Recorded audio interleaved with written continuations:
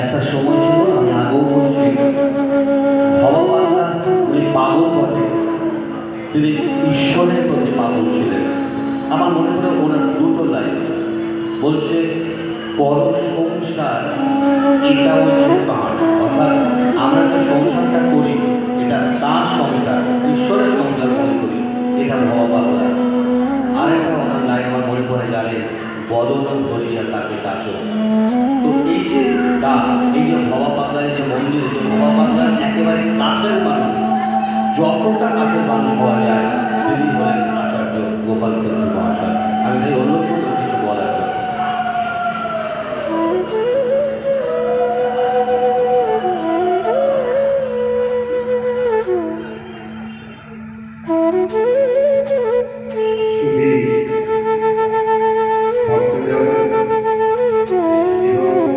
সাহিত্য প্রেমী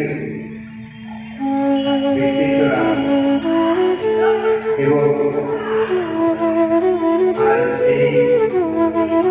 এই স্থানে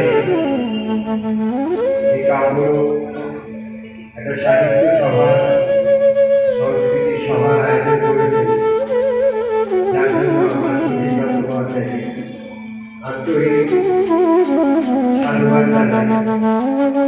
আজকে আমাদের বাংলায় সাহিত্য সংস্কৃতি প্রায় তার থেকে কিছু কোটি কয়েক মানুষ একটু চেষ্টা করে যাতে উত্তরণ করা যায়, উত্তরণ হওয়া যায়, কিছু মানুষকে অনুপ্রাণিত করা যায়। তাদের মধ্যে একজন এই বিশ্বজিৎ দত্ত। আর আমার মধ্যে ভগবানরা যাকে আমি দাদু বলে ডাকতাম, আর তিনি আমাকে সারথী বলে ডাকতেন। তার কথা যদি বলি, কিছু অনেক সাহিত্য চলে আসে, ঘন্টার পর ঘন্টা বলা যায়, কিন্তু সে মানুষটা লেখাপড়া মাত্র ক্লাস 6 পর্যন্ত করেছে, আর তিনি যা সাহিত্য সৃষ্টি করে গেছে তাতে এখন পর্যন্ত আমাকে 6জন ডক্টরেট পিএইচডি করেছে এবং বেশ কয়েকটা ইউনিভার্সিটিতে বাংলা লোকগীতিতে সাহিত্য এমএ পড়ানো হয়।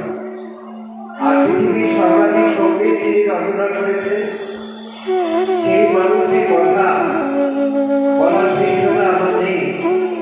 তবু যেখান থেকে সুধীরবাবু শুরু করলেন ছবিটা, আমি সেখান থেকে সংসার, এটা হচ্ছে তার হইও না সন্ন্যাসী, এখানেই থাকে। ছেড়ে দিল শুরু করলাম, করিতে নাই সেসব আল্লাহ, ঘরে বসে খেয়ে প্রসাদ, একটু তারে করি স্মরণ, চোখটি বুঝে উঠে যায় তোর দুটি নয়ন। সংসার ছেড়ে বলে যাবি, ভাত না খাবি, জল তো খাবি, মুখ বদলালে ফল কি পাবি, ভবা বাংলার এই তো ঘটন। তার প্রতিটি কথা, প্রতিটি বাক্য ছন্দের মধ্যে দিয়ে, গানের মধ্যে দিয়ে, কথায় কথায় কথাই বলতে তিনি গানের মধ্যে দিয়ে। তাই তিনি বলতেন, গানই সর্বশ্রেষ্ঠ সাধনা, লাগে না পুরচন্দন মন্ত্রতন্ত্র, লাগে না, ভুলে যায় মধুর গানে সেই নিঠুর ভগবান, না এসে পারে না, গানই সর্বশ্রেষ্ঠ সাধনা। তা এরকম একটা মানুষ, তার সম্বন্ধে বলতে গিয়ে হাজার হাজার কথা, একটু ভিড় করে কিন্তু কোনটা বলবো কোনটা বলবো না সেটা ভেবে পাই না, পাই না। তা আমি একটা কয়েকটা পঙ্ক্তি বলেছি তার রচনা, যেটা আমাদের সকলের কাজে লাগবে, যেটা 2011 সালে আমি লন্ডন কালীবাড়ি উদ্বোধন করতে যাই। ভাগ্য সৌভাগ্য বসত লন্ডনের কালীবাড়ির যে উদ্বোধনী অনুষ্ঠানের উদ্বোধন আমার হাতে হয়েছে, সেখানে আমাকে যখন কিছু বলতে বলা হলো, তখন আমি এই বক্তৃতা করেছিলাম এবং তার পরবর্তীকালে লন্ডন থেকে প্রচারিত এমটিভি চ্যানেলে 20 মিনিটের লাইভ শো করেছিলাম। সারা বিশ্বে ছিল তার এই কথা, যার জন্য আমি প্রায় প্রতিটি অনুষ্ঠানে আমি কথা বলে থাকি। ওইখানেই মঞ্চে কিছুদিন আগে south Asia religious leaders conference হয়ে গেল। তাদের পূজ্যপাল বিঠল মহারাজ এবং দেবনাথ চট্টোপাধ্যায় তাদের তত্ত্বাবধানে এখানে একটা সারা ভারত এবং এশিয়ার সমস্ত বিদ্বজ্জনেরা উপস্থিত হয়েছিলেন। সেখানেও আমি এই কথাটা বলেছি। কেন বলছি? এটা আমি সর্বত্রই করে থাকি, চেষ্টা করি। আমার টিভির অনুষ্ঠান সকালবেলা অবশ্য করা হয়, টিভি বাংলা, তাতেও বলে থাকি। আরও কিছুদিন একটা বড় অনুষ্ঠান হতে চলেছে সাহিত্য সংস্কৃতিতে। যাই হোক, এটা বলছি আমি কেন বলছি, যেটা আমার বলার শুধু আমার পাণ্ডিত্য বা ভাববাগান পাণ্ডিত্য প্রকাশ করার জন্য নয়, এটা মানুষ করার জন্য। এটা আপনার আমার পরিচয়, কি হওয়া উচিত আজকের দিনে, কিভাবে চলা উচিত। এই 8টি পঙ্ক্তির মধ্যে 8টি লাইনের মধ্যে সমস্ত কিছু আছে, যেটা আমরা এখান থেকে কিছু সংগ্রহ করে নিয়ে যেতে পারি। সেই সংগ্রহটা কিরকম, এবং আমার মনে হয় আজীবন এটা মনে থাকবে। এবং এইভাবে যদি জীবনযাপন করা যায়, সে মানুষ কখনো দুঃখের মুখ দেখবে না। এই অবস্থায় জীবনে যেমনই থাকুক, সে সদা শান্তিতে আনন্দে থাকবে। আনন্দটাই হচ্ছে ঈশ্বরের আরেক নাম।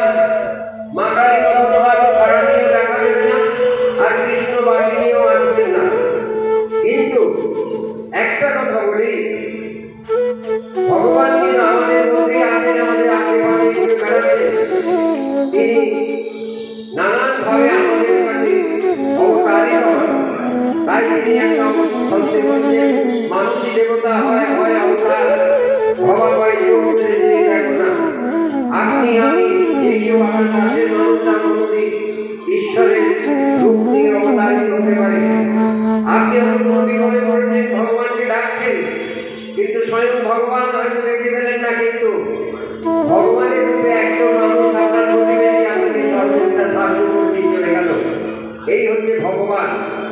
আর এই ভগবানকে পাওয়ার উপায় তিনি একটা সন্দেহ করেছেন, একটা আত্মপ্রকাশ সন্দেহ।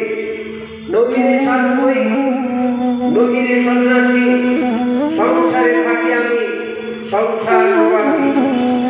অর্থাৎ আমি সাধু নই, আমি সন্ন্যাসী নই, সংসারে থাকি আমি সংসার প্রবাসী। সংসারে থাকি কিন্তু আমি প্রবাসে আছি। আমি তার কাছে এসেছি, তার কাছে আমাকে যেতে হবে।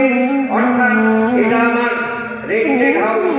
আমি কিছুদিনের জন্য এখানে কর্তব্য করতে এসেছি। ভগবান ঈশ্বর আমাদের অলিখিতভাবে একটা চিরকুট ধরিয়ে দিয়েছে, আমার কর্ম নির্দিষ্ট করেছে। সেই কর্মটা কি? আমি যে ঘরে ঢুকেছি, আমি যদি চন্ডালের ঘরে বা ব্রাহ্মণের ঘরে বা মুচির ঘরে জন্মে থাকি, তাহলে আমাকে সেই কাজ দিয়েছে। আমি যদি মুচিরও কাজ করে থাকি, তাহলে আমি যদি নিষ্ঠা সহকারে সেই কাজ আমি সম্পন্ন করতে পারি, তাহলে কিন্তু ঈশ্বরকে পেতে পারি। কিন্তু তার জন্য নিষ্ঠা থাকে।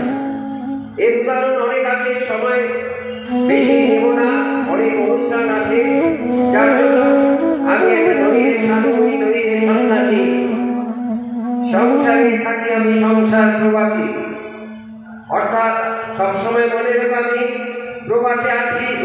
আমার কর্তব্য কর্ম, ভগবান যে কাজটা আমাকে দিয়েছে, সেই কাজটা সম্পূর্ণ হওয়ার পরে আমার তার কাছে ফিরে যেতে হবে। প্রবাসে আছি, এই কথাটা মনে রাখতে হবে, ভুলে গেলে চলবে না। ধর্মকর্ম নাই মোর, কর্তব্য যাহা পালন করি আমি বুঝাইয়ে যাহা। আমার ধর্মকর্ম কিছু নেই, আমার যা কিছু আছে কর্তব্য। কর্তব্যটি হচ্ছে আমার পূজা। ডিউটি করলে বিউটি বাড়ে, তবে মা বেটি দয়া করে। এই কথাটা তিনি বলছেন। অর্থাৎ স্বামীর প্রতি স্ত্রীর কর্তব্য, স্ত্রীর প্রতি স্বামী স্বামী স্ত্রী স্বামীর প্রতি কর্তব্য, বাবা মার প্রতি কর্তব্য, বাবা মায়ের নাতি না ছেলেদের বলে প্রত্যেক ছেলে সন্তানদের প্রতি কর্তব্য, দাদু দিদা তাদের প্রতি কর্তব্য, সব শেষে প্রতিবেশীর প্রতি কর্তব্য, সব শেষে দেশের প্রতি কর্তব্য। তিনি বলছেন ধ্যান করে আগে, তিনি বলেন কর্তব্য সাথে আগে ধ্যান করতে, ধ্যান ধারণা করবে। আমি দক্ষিণেশ্বর কালী মন্দিরে দিনের পর দিন বছরের পর বছর ধ্যান শিখিয়েছি, ধ্যান শিবির করিয়েছি। ধ্যান শিবির আমার জন্যই করা হয়েছিল সেখানে, কিন্তু আজ যাই হোক করোনার পর থেকে সেটা বন্ধ আছে। কিন্তু ধ্যান করা কেউ বড় কাজ হচ্ছে কর্তব্য করা। এদিকে চাল বাড়ন্ত স্ত্রী এসে বলছে চাল নেই তেল নেই, অথচ আমি ধ্যান করছি পূজা করছি, তাতে ঈশ্বর কখনো সন্তুষ্ট হবেন না। আচ্ছা এইভাবে জীবনটাকে চালাতে হবে। তারপরে ধর্ম কর্ম নাই মোর কর্তব্য যাহা পালন করি আমি বুঝাইলে তা। স্বয়ং বাবা বাংলা বিশ্বের সবচেয়ে সর্বাধিক সঙ্গীতের রচিত এত বড় কবি, কিন্তু তার যখন আশ্রমে মানুষ আসতো তিনি নিজে হেসেলে গিয়ে তদারকি করতেন, দরকার হলে তিনিও ক্ষমতা নাড়তেন, দরকার হলে এবং পরিবেশন নিজের হাতে করতেন। এইভাবে অর্থাৎ নিজের হাতে বাজার খরচ পর্যন্ত করতেন। এত বড় মানুষ, অর্থাৎ কর্তব্য করবো, ডিউটি করবে, মানুষের সেবা করবে। তারপরে ধ্যান কি কোথায়? ধর্মকর্ম নাই মোর কর্তব্য যাহা পালন করি আমি বুঝাই না। তারপরে মনে রাখতে হবে আসিয়াছি যাব নিশ্চয়, এ অতি সত্য, স্মরণ রাখিবে মন তুমি যে অনিত্য। এসেছ তোমাকে যেতে হবে, মন তুমি যে অনিত্য তোমাকে চলে যেতে হবে। মরণ কারো কথা শোনে না, যখন তখন যেথায় সেটায় দিতে পারে সদাই হানা, মরণ কারো কথা শোনে না। এই কথাটা আমাকে মনে রাখতে হবে। অর্থাৎ সবসময় সেই জন্য তিনি একটা সঙ্গে বলছেন জাল পেতে ওই মরণ ছড়ে, মহামায়া নাইতে করে কথায় কথায় মানুষ বলে আমার বলতে আর কেউ রইল না, মরণ কারো কথা শোনে না। এই কথাটা মনে রাখতে হবে। তারপরে সংসার করিয়া একটু সময় পাইলে ডাকিও শ্রী ভগবানে, ভবা পাগলা বলে। অর্থাৎ সংসার করবে, সংন্যাসে যে সার বুঝে থাকে ডাকবে। এই কথা সংসার কিরকম? সংসেজনা, ভং করো না, পাষণ্ডের নিস্তার আছে ক্ষণকালে, ভণ্ডের নিস্তার নাই কোনোকালে। এই প্রবাদ কথা তিনি দিয়ে বলে গেছেন। অর্থাৎ এইভাবে আমার জীবন যাপন করতে হবে, তাহলে আনন্দ কর্ম আছো তুমি যতক্ষণ ভবা পায় চলে যদি মরণের দিকে, মরণের দিকে যাচ্ছ মানে ঈশ্বর আছেন, তার ঈশ্বরের করে যাচ্ছ। আসল মা বাবা, আসল অভিভাবক, তার কাছে আমি চলে যাচ্ছি। অর্থাৎ সেইটি আসল ভগবান ঈশ্বরকে পেতে গেলে, আনন্দ পেতে গেলে এইভাবে জীবন যাপন করবে। তারপরে 10টা গুণের কথা তিনি বলে গেছেন, নম্রতা, ধৈর্য, সহ্য, ন্যায়, সৎ, সরলতা, আনন্দ, ক্ষমা, আত্মহারা। এই 10 অলঙ্কার যে করেছে ধারণ, কিসের ভয়? ভবা পায় তার সার্থক জীবন। এইভাবে জীবনটাকে আমরা সার্থক করে চলবো। এইভাবে দিলে সারা জীবন আমি আনন্দে থাকবো। আমি ঘোড়ায় যেমন থলি বাঁধা থাকে, আশেপাশে দেখবো না কি হচ্ছে, সবই খবর রাখবো, আমি চলবো। এই কথা। তবে একটা কথা, খবর রাখা মানে আজকে আমাদের যে সনাতনী হিন্দুদের প্রতি অত্যাচার চলছে, এর জন্য আমাদের দেওয়ালি করছে, এর জন্য কিন্তু আমরা চুপ করে থাকবো না। শ্রীকৃষ্ণ যেমন কিন্তু যুদ্ধক্ষেত্রে অর্জুনকে বলেননি তুমি হরিনাম করো, কিন্তু যুদ্ধক্ষেত্রে তিনি বলেছেন অস্ত্র ধরতে হবে। অর্থাৎ তিনিও প্রয়োজনে সুদর্শন চক্র ধরেছিলেন। তা আজকেও আমাদের সেই দিন এসে গেছে। এই জন্য আজ মানবতার এই জন্য একে রক্ষা করার জন্য আমাদের মানব ধর্ম আগামী রবিবার আজকে এর মধ্যে আমি কাজের মধ্যে এসেছি, প্রায় 75টি প্রতিষ্ঠান যোগদান করেছে। তার মধ্যে কাজ করবো একজন, তারাও যোগদান করবে। আগামী 5 জানুয়ারি সকাল 8টায় স্বামীজির বাসভবন থেকে 8 তারিখ পর্যন্ত আমাদের এই শোভাযাত্রা করবে। ট্যাবলো সহকারে প্রায় 70-75টি প্রতিষ্ঠান সেখানে যাবে। আপনাদের সকলকে সাদর আমন্ত্রণ জানাই। আর আমাদের যে বাবা বাংলাদেশ মন্দির প্রতিষ্ঠা করেছেন দীঘায় বেড়াতে এসে একটু ফাঁকে দেখো বসে, মা আমার মোহন বেশে শিবরিতে খাচ্ছে ডোলা, মা আমার সাগর পারে হরডোলা। মা কালীর মূর্তি, কিন্তু মার মূর্তি মোহন বেশে, অর্থাৎ কৃষ্ণের মূর্তি। কৃষ্ণ কালী শিবরাম ভিন্ন কবু নয় এরা, মনের বিকার সব একাকার, বোঝে না যারা ইহারা। অর্থাৎ কৃষ্ণ কালী এই ভগবান বিভিন্ন নাম, ভগবানের কোনো শেষ নেই, অন্ত নেই। যাকে তুমি ধরো সেই তোমার বড়, এটা ওটা করে কেন তুমি বড়। তাই আমাদের এই ভবপাল্লার প্রতিষ্ঠান সূচের মতো ছোট সাধু আমি, সবাইকে সেলাই করা, জোড়া লাগানোই আমার ধর্ম। এইটুকু বলে আপনাদের সশ্রদ্ধ প্রণাম জানিয়ে, আমি সুদীপবাবুকে ধন্যবাদ জানিয়ে আমি এখানে আমার বক্তব্য শেষ করতে বিরাম করছি।